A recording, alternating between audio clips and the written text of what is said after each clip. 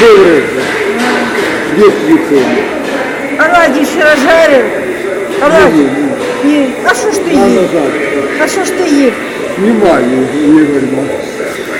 Улыбайся, скажи речь. Хорошо снимать, коли я не знаю. Ты снял, да? Ну скажи что-нибудь. Ага. Поздравляю с Новым годом. Я? Да. Можу тільки так сказати. Дорогі співвітчизники, дорогі українці, давайте берегти свою незалежну Україну і не допускати до воєнних конфліктів. Там, До воєнних конфліктів. в конторке. Ворога треба, як кажуть, закінчувати зародки, щоб він не міг розпалити війну і щоб наші дочки, наші сини не загинули на цій війні. Щоб вони оженилися, заміж вийшли, народили дітей і щоб чисельність незалежної України збільшувалася. Коли мені деякі говорять, героїзм заключається в тому, щоб треба йти воювати і захищати Україну, я дивлюся на це так.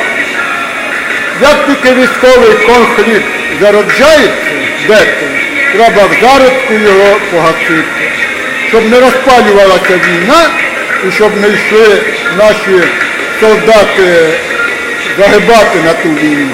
Вони могли йти тільки її захищати тоді, коли немає військового конфлікту. Якщо тільки виникає військовий конфлікт, для цього розвідники, керівники і так далі, всіх, кого це стосується, повинні погасити військовий конфлікт зараз. Хто це розпочинає війну? Значить, цю людину треба заарештувати. Суди, трибунал і так далі розберуться з ними. Там, можливо, загине кілька людей, але не сотні, не тисячі і так далі. Якщо люди йдуть на війну і воюють, то і у тому навіть стані максимум, що було загиблих людей. Було, навіть важко мені сказати, не допустити того, щоб як от загинули молоді хлопці і дівчата. Тобто героїзм в чому заключається? Погашення любого військового конфлікту зараз.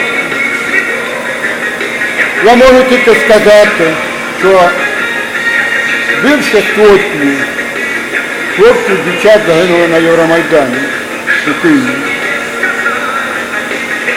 І там, навіть на Євромайдані, могли не допустити такого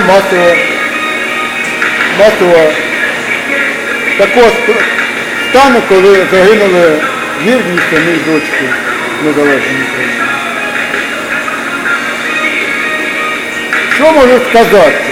Сказати, сидіти біля пічки і говорити про героїзм, і говорити про патріотизм одне, але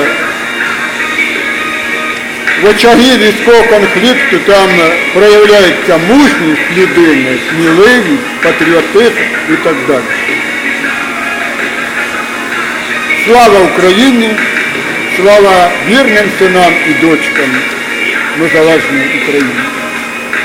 Героям слава.